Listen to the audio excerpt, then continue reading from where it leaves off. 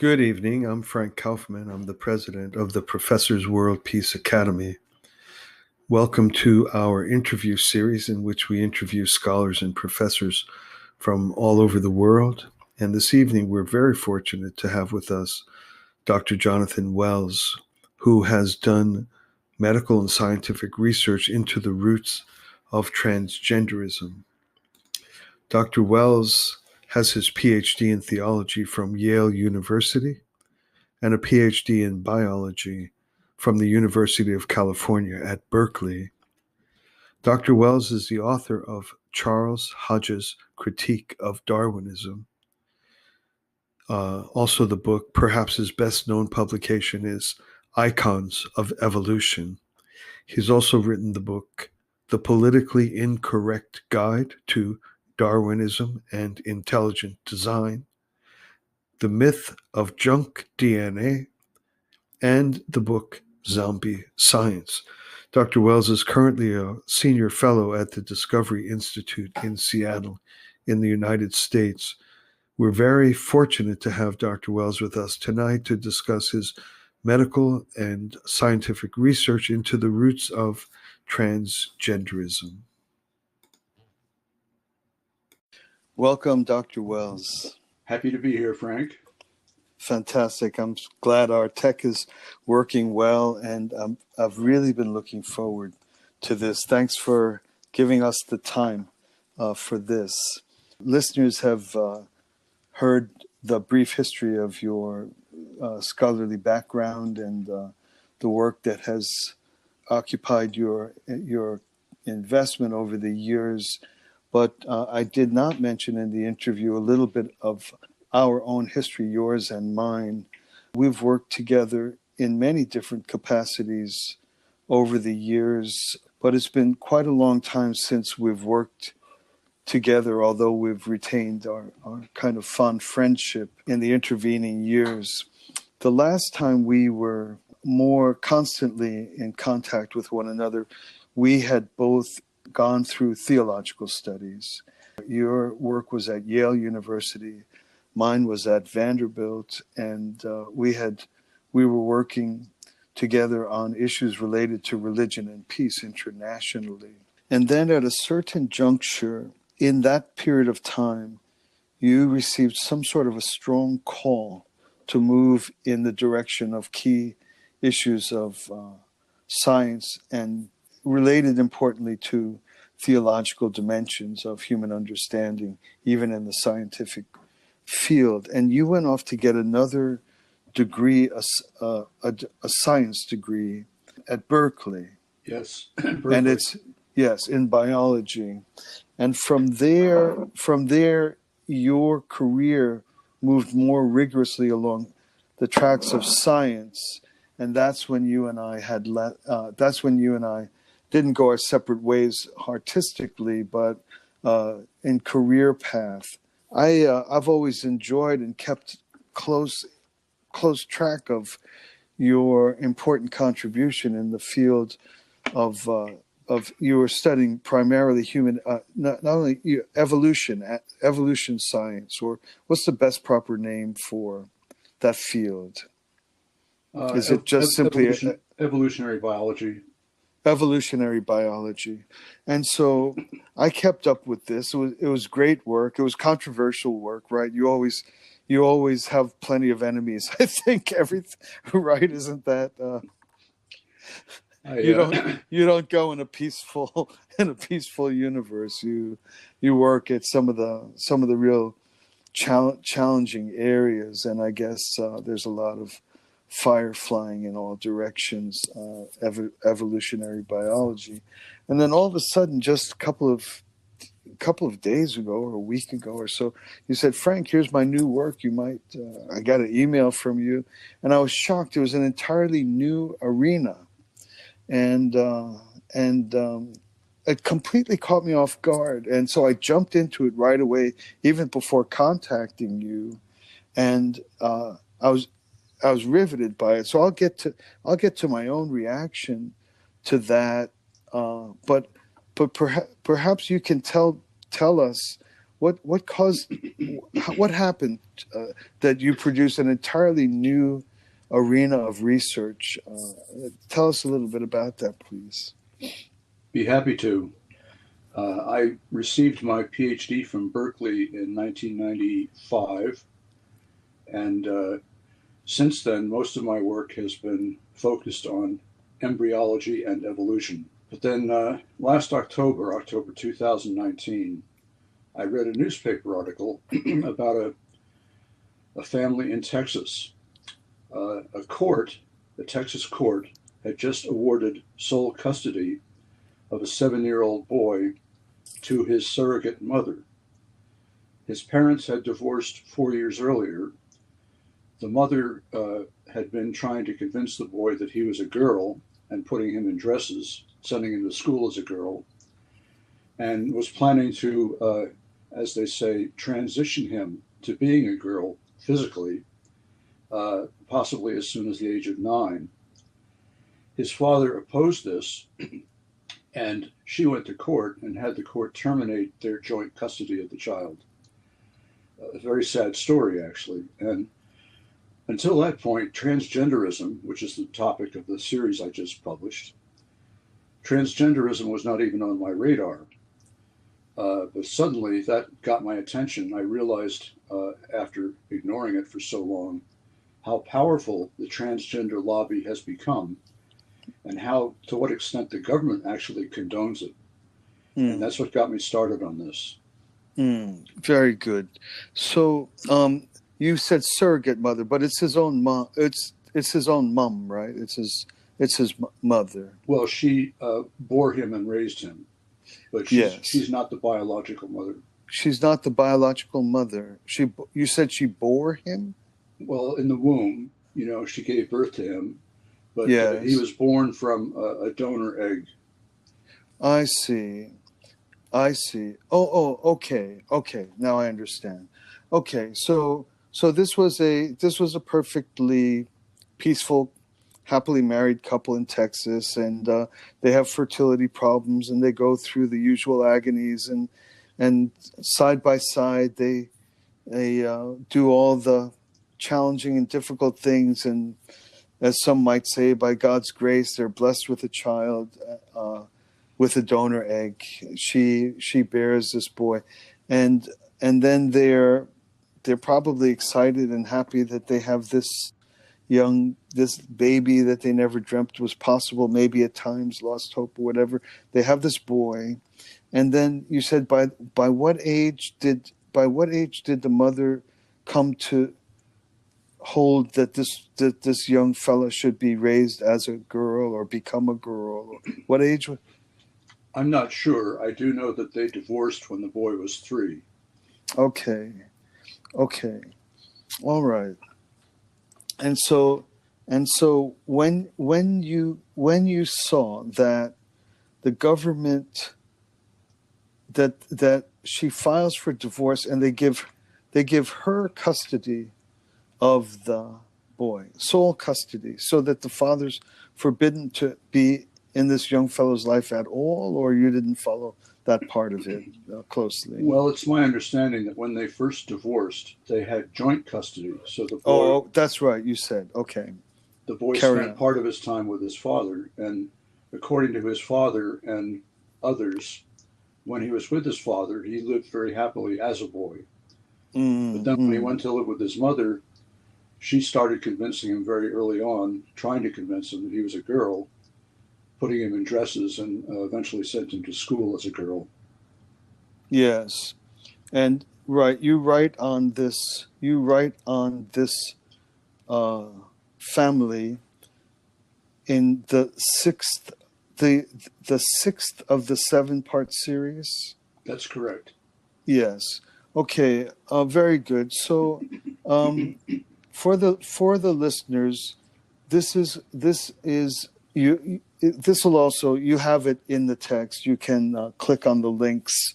The site is called Evolution News and Science Today. That is correct, Dr. Wells? That's correct.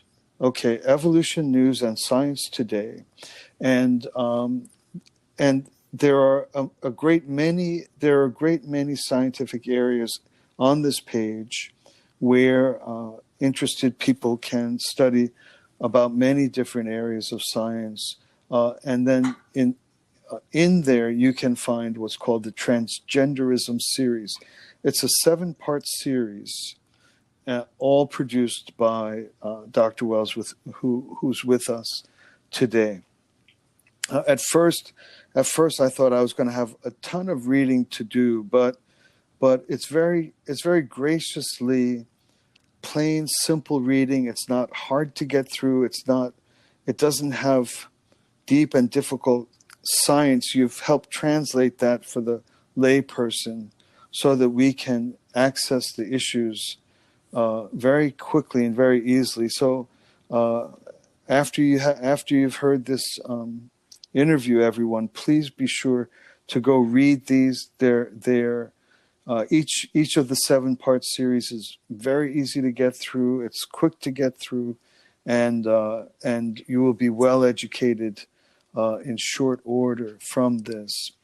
So, Dr. Wells, one of the things that I enjoyed or felt this is gracious or fine, or I'm immediately struck by, before you even read a single word of your research and of your articles, there's something called author's note, and it's the first words you read on every single one of your entries, the 7-part series, and I think it would be good for our listeners to hear this right up front, if you wouldn't mind.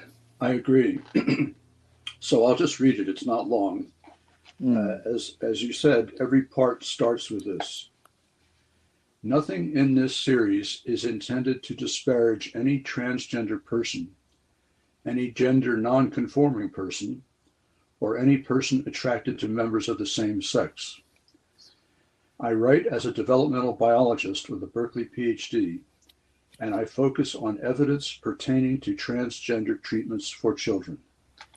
Wonderful, wonderful. It is.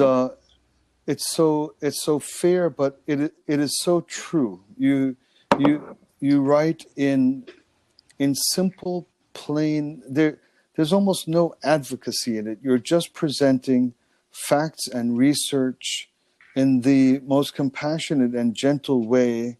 There's no rant in it. There's no kind of wild-eyed kind of rage against trends in society. It's just a plain presentation of facts. And even so, as I read it, John, I was in pain the whole time. I was torn up the whole time. It just struck me that people with transgender impulses or issues, or you call gender dysphoria, they struck me as the victims of a kind of rampant and aggressive community that claims to be acting on their behalf, but just seems, I'm struck by a feeling of being the dire enemy of these very people that need genuine care and understanding. It's almost, in my reading, I just felt these people who experience gender dysphoria so deserve the finest and most towering degrees of embrace, understanding, and support.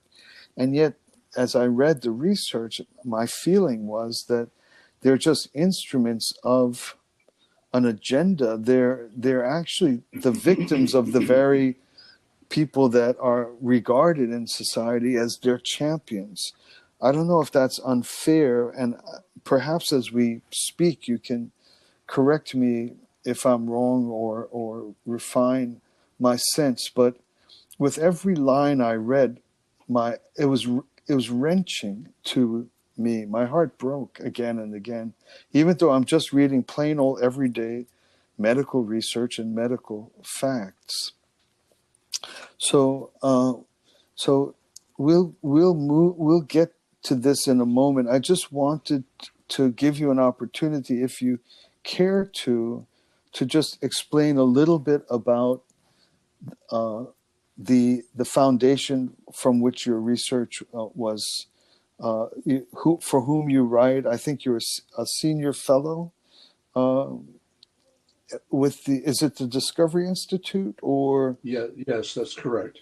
Okay, and do we need to say a word about what that is? I think I noticed that there's a section on science and a section on culture.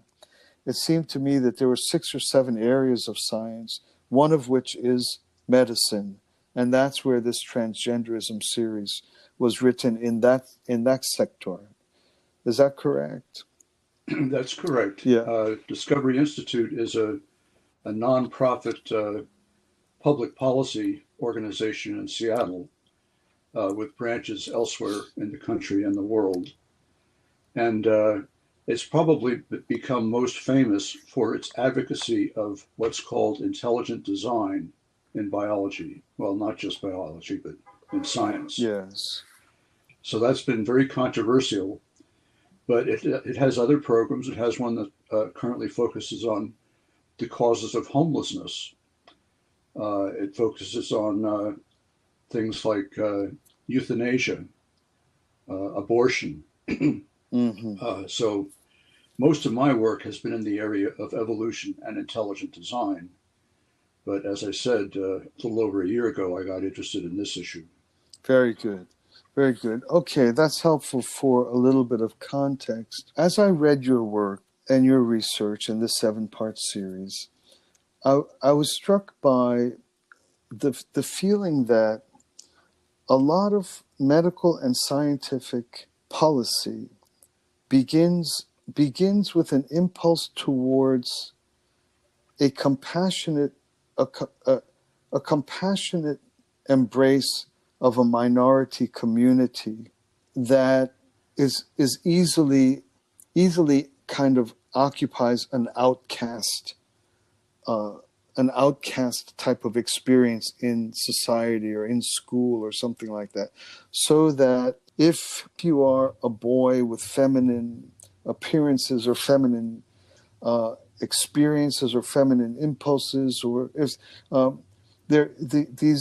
such a young person might be picked on or outcast, or even if the other students weren't mean, they would have trouble finding a place in the school, the right friends, or they couldn't be on teams, or these sorts of things. It seems like, for example, if you take like any kind of wedge issue or controversial, if you take abortion, there's some poor mother that wasn't raised with good education, that wasn't properly taken care of, finds herself pregnant and is 14, and there's always a certain definition of a type of person in society that is easily just judged or looked down upon or outcast or pushed to the side, or people are not sensitive to their social experience.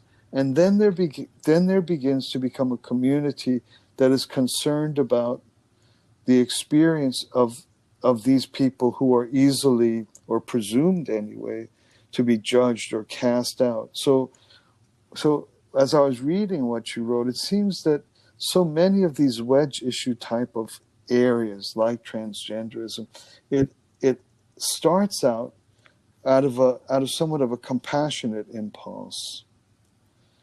Can you speak to that, or does that resonate with anything that? Well, it's hard for me to address the motivations of people involved in this. All I try to do in my series is describe the published evidence about what's being done and what's happening.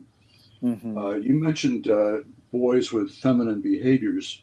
I point out, actually, in the first part of the series, that although biological sex in humans is binary, that is, it's 99.98% either male or female.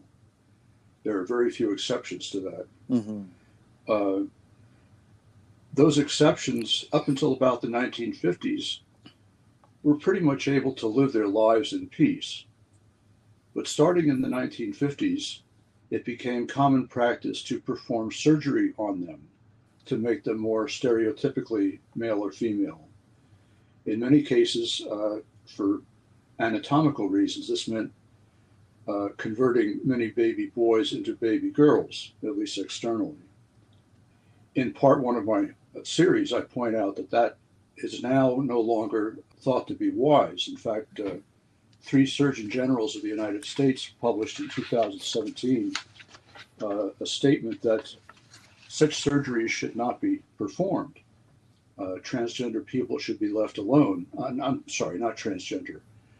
These are called intersex babies that they're born with ambiguous genitals. So their male genitals might be abnormally small, or their female genitals might be very masculine, but they're still usually, in almost all cases, either male or female, and they don't need surgery to change them into one or the other. That's in my first part. But behavior now, there's a spectrum of behaviors with boys and girls, from the most masculine to the most feminine, and quite a bit of overlap in behavior. So when I say that biological sex is binary, that's not as true in the case of behavior. And you're quite right that boys with feminine behaviors and girls with masculine behaviors should be protected rather than bullied. But that's different from being transgender or having gender dysphoria. With gender dysphoria, the child actually wants to be, or thinks he or she is, a member of the other sex. And that's quite a distinct phenomenon. And that's mostly what my series focuses on. Okay, thank you. So gender dysphoria is that one wants to be or believes they are different than their biological gender. That they want to be of the sex or the gender other than their biological gender. Is that what's called gender dysphoria? Yeah, I can actually read you the official definition. It's very short. So in what's called the Diagnostic and Statistical Manual of Mental Disorders, published by psychiatrists, gender dysphoria in children is, and this is a quote, a marked incongruence between one's experienced or expressed gender and assigned gender, which means biological sex in code, of at least 6 months duration. It's accompanied by a strong desire to be of the other gender or an insistence that one is the other gender. And the condition is associated with clinically significant distress or impairment.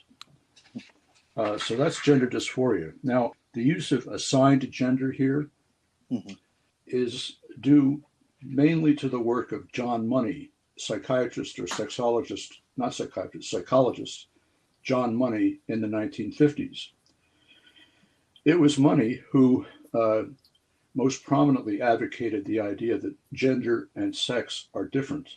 And he advocated, although he was not a surgeon himself, he was a strong influence in the tendency to perform surgeries on intersex babies.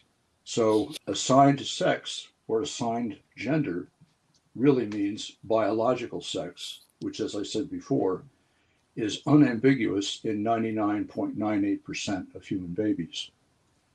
And so John Money is picking this tiny, tiny percentage of human beings that are called intersex.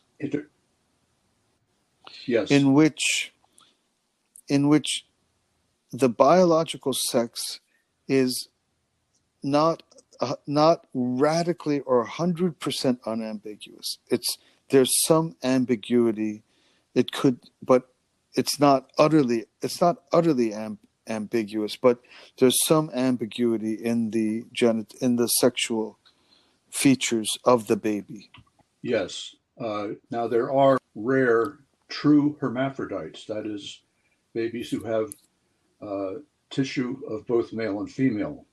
That is a testicle and an ovary or something like that. That's very rare. Most children with ambiguous genitalia come close to falling in the main categories of male and female. Okay. And so, how was it that a single individual would have such a radical impact on global society that suddenly something as radical as surgery suddenly starts to become more abundant or more frequent? How does that happen?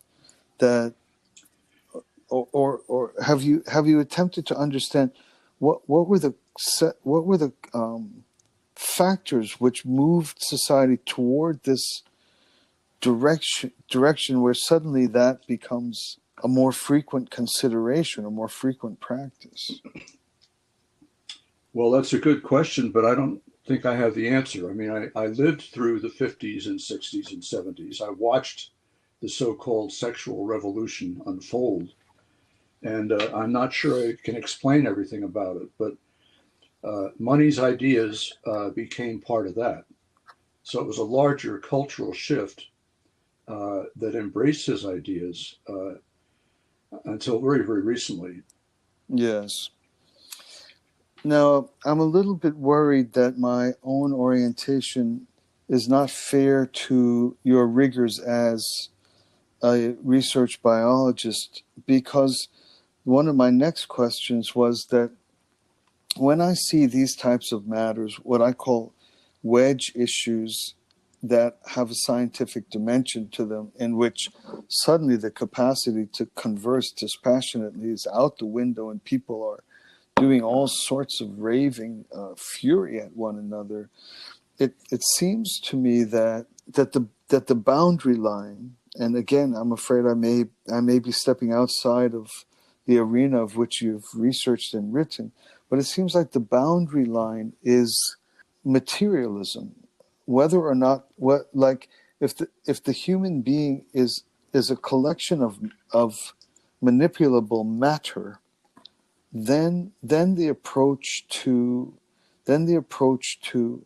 affairs of gender, reproduction, etc., takes on a very mechanical posture or orientation, so that in the abortion debate it's a lump of tissue or something like that, and it's almost like one removes it because one can. That medicine has advanced to the extent that one can do these things. As you said, that prior to the 50s, the infinitesimally small number of cases in which there was intersex, you said that they went on to be able to live their lives in peace. It's almost as though these issues arise and take cultural root and social and legislative root simply because of the sheer just mechanical capacity.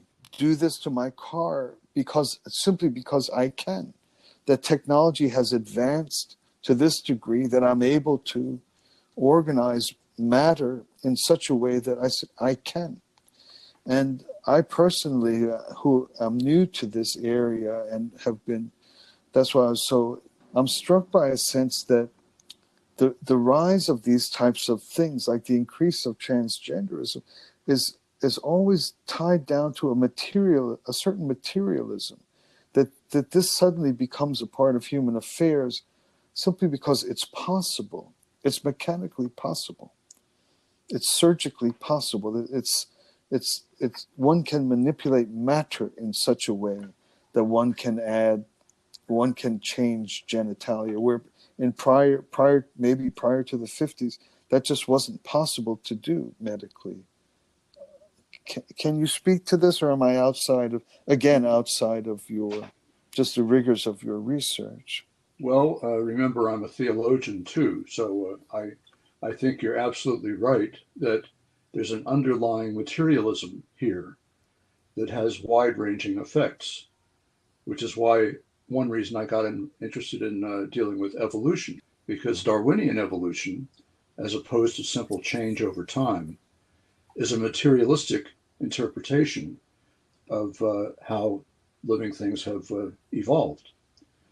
And I think materialism is a great evil, frankly, Mm. philosophically speaking.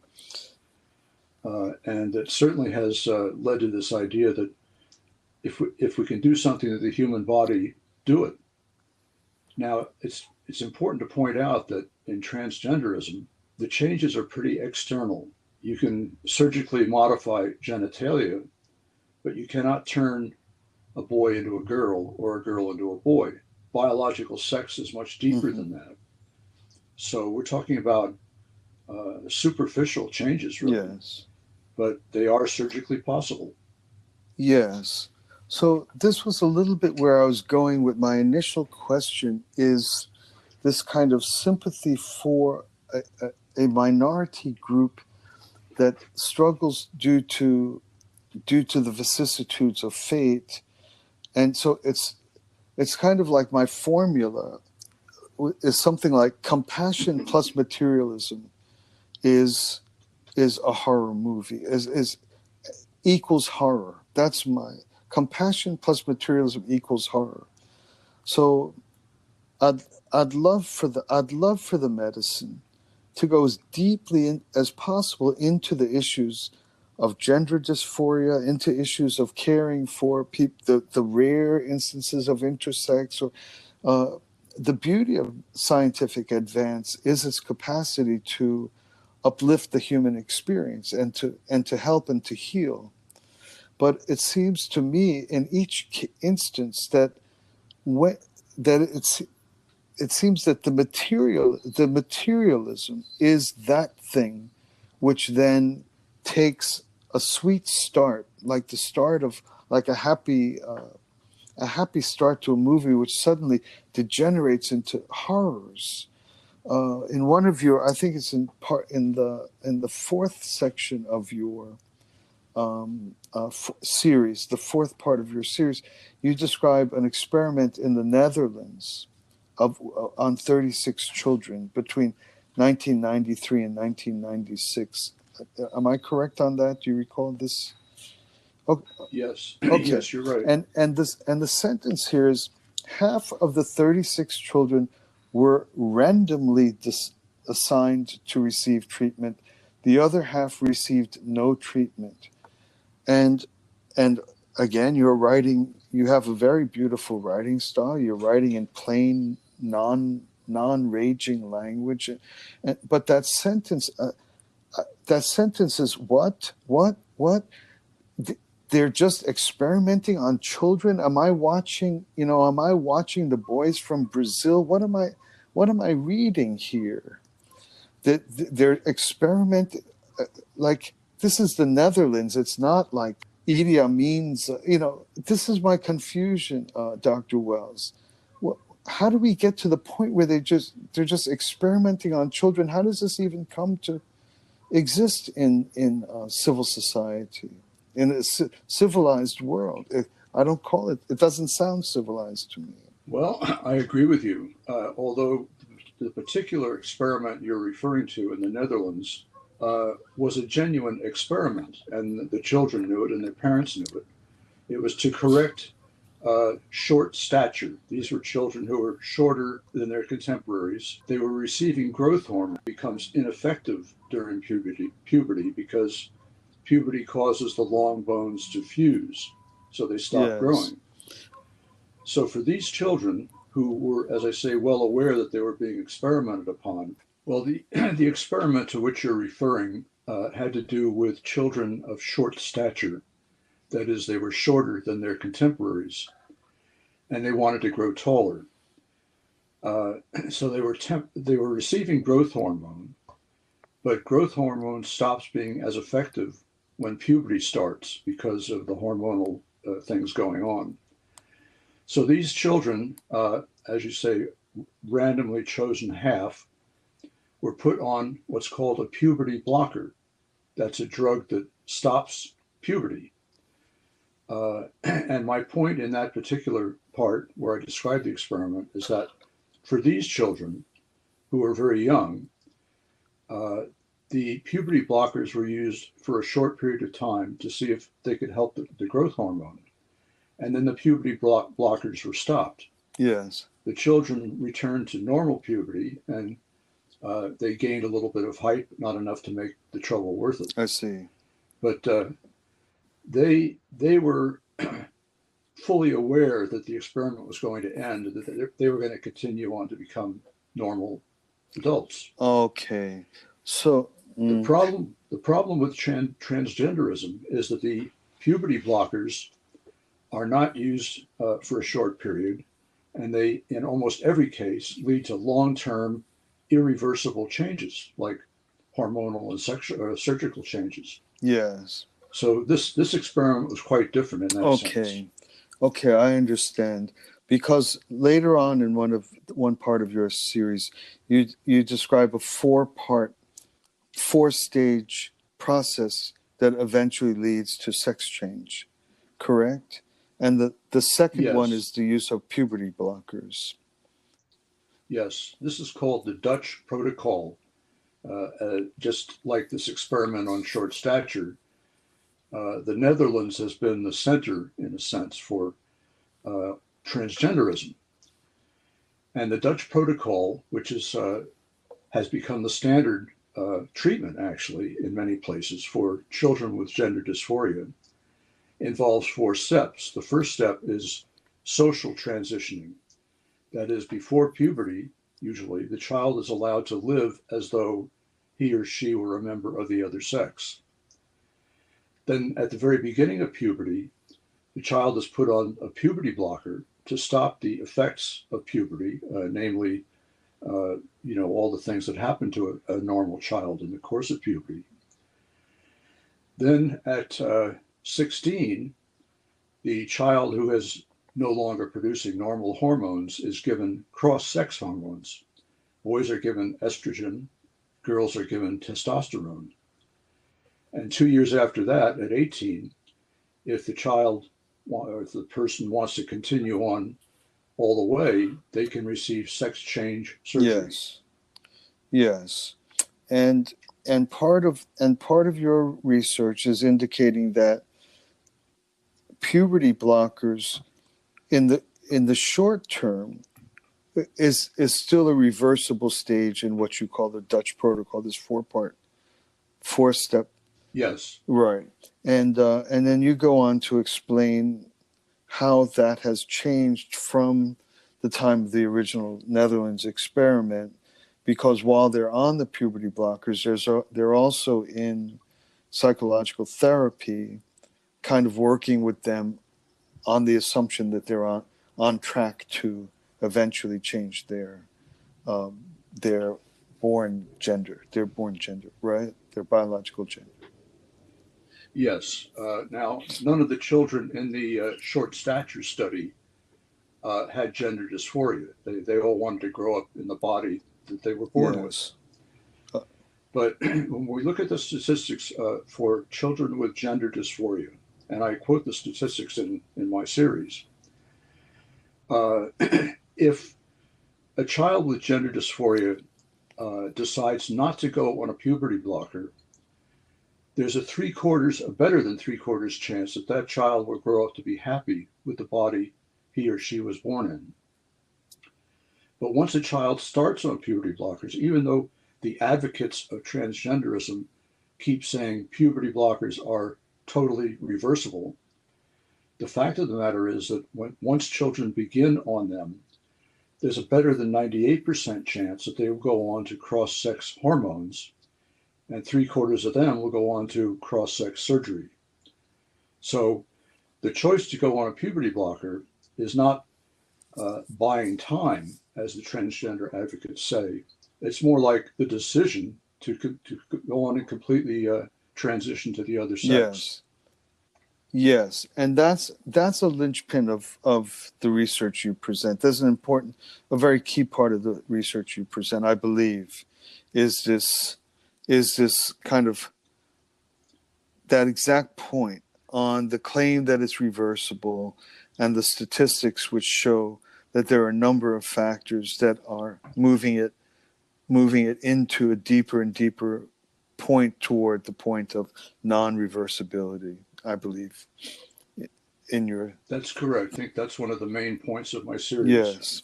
The the advertising by transgender advocates that, oh, don't worry, this is just a pause, you're just buying time to think this over. That is a lie. Hmm. Very good.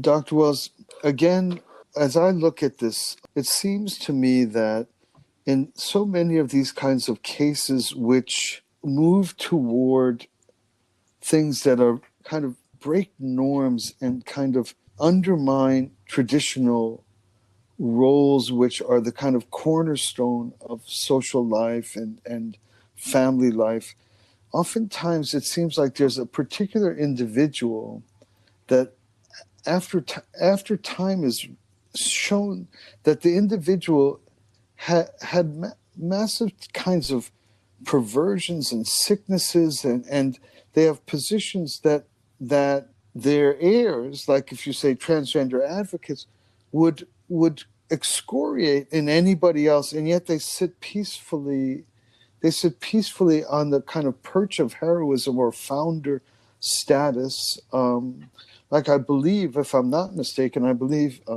Margaret Sanger was an extreme, like what's it called, a racial eugenicist or something like that. It's Yes, I've read yeah. that. And then there's also these two sexologists, Kinney and Kinsey. Kinsey, and there were two, right? Kinsey's the one I remember the Yeah. most, but John Money was a follower of Kinsey. Okay. And so I was reading Money, whom you described as one of the seminal figures in the arising of this trend of first the surgery on intersex babies, and then maybe laying at the foundations of being one of the founders or inspirations. When I was reading about the work of John Money on these twins, right? Yes. There was Brenda. What was their names again, please? Well, I can briefly tell you the story. Okay, that'll be great. Thank you. There were two twin boys, identical twin boys, born to a Canadian family in 1965. When the boys went in for a routine circumcision, an accident burned off the penis of one of the boys. The parents didn't know what to do. They finally ended up consulting John Money, and John Money believed that gender identity doesn't even develop in a child until the age of 2 or 2.5. So he convinced the parents to go ahead and have the boy castrated completely and then to raise him as a girl. And he assured the parents that the boy would be very happy in that role. Well, the boy wasn't. He was absolutely miserable, and I go into that somewhat in my series. He never saw himself as a girl. His brother said he never acted like a girl. But it wasn't until the age of 14 that his father finally told him the truth on the advice of another psychiatrist. Well, in the meantime, John Money knew that this unfortunate child was unhappy, but he continued to misrepresent this. Now, this was an experiment. This was a ghoulish experiment. Yes. And he went on to misrepresent the results as being all in favor of his ideas. So, in effect, Money lied. And it wasn't just his idea on the difference between sex and gender. It was his idea that gender doesn't form right away, and that it's okay to do surgery on baby boys that have undergone this kind of horrible accident, and that they would be happy to be raised as a girl. Well, he was dead wrong. And so Money didn't just have bad ideas. I think, in a sense, he caused a lot of tragedy. Yes. And in your section or chapter on Money, there's some account of the types of things that went on during those therapy sessions when the children were entrusted in his care and left alone with him, that were horrific, in fact, in terms of just the sheer abuse of these children. That's correct. He saw this as an ideal experiment because it involved identical twin boys, or at least one he now said was a girl. Yes. but he was able to compare their behaviors. And when they were left alone with him in his office, according to the boys later in later years, he would show them pornographic pictures and even have them stripped naked and perform simulated sex acts. And this is with boys below the age of 10. Yes.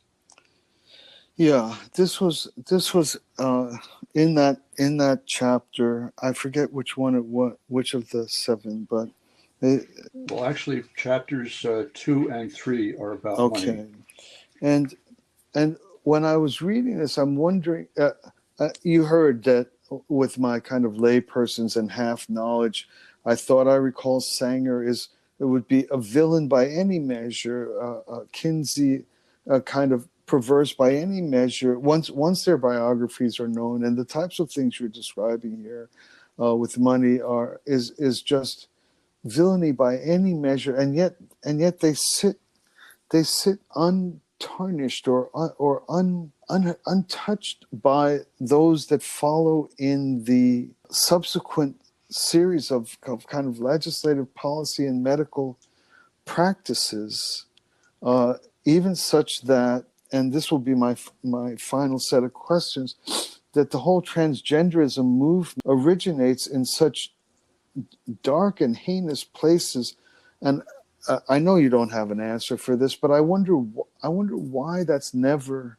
I wonder why that's a safe place for such horrible people, that they last so long untouched. And whereas if a priest accidentally got caught with a Playboy magazine, that's the greatest news ever. And then you have these kind of people that remain in hero status. And it's just something I was curious, and I know it's not an answer you have, but I did want to raise it and see if there's even a thought you have on this kind of matter.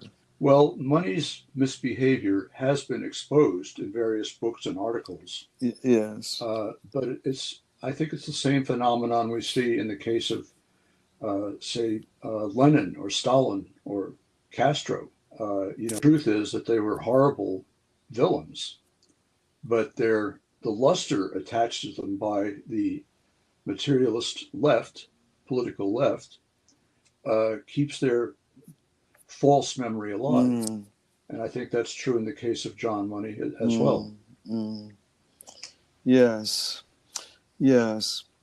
Well, thank you. The final thing I wanted, and I wish I had been a better partner for you. I hope you've felt that you've had a chance to get a lot of your research expressed here. I guess I was coming at it more from a social or cultural reaction to it as a non-scientist, but I'm grateful for your clarity. The final thing that I'd like to do is that can you give the listeners what would be a kind of an ideal or happy direction we could start to move, or given this tiny number of people or kind of the growth of gender dysphoria, do you feel that this is the fruits of the growing welcome of it or encouragement of it, or do you think it's been a thing that people have had but haven't had a chance they were suppressed, or society never allowed such a thing? Or what's a healthy way for us to think about this phenomenon, that we don't want to just hate people, we want to just be against things? And if there's a word for what would be a healthy way for us to wish things were this way, given the types of issues we've discussed here? Well, I'm a great believer in light overcoming darkness. And so, as I've done in this series, I think it's important to get the news out. One thing I do in this series, if I can boast a little, is I cite a lot of scientific research. Yes. Because I want to focus on the evidence, not just the hysteria or the whatever, yes. the phobia it's sometimes called. Yes. But And I also focus just on children, or mainly on children, Yes. because I think they are really victims Right. here. And I hope parents and medical professionals and politicians learn the truth about this and stop supporting it. Very good. Very good. Very good. Yeah. Once again, I really commend your remarkable way of speaking in a quiet and measured voice and sticking just to research and facts and trusting that to speak on its own, which it has. It's powerful to read it, and I'm grateful that we've had a chance with you to learn more about it, and I hope that this little effort can make some difference and make some lives happier. Well, I'm grateful to you, Frank, for giving me the opportunity. Wonderful.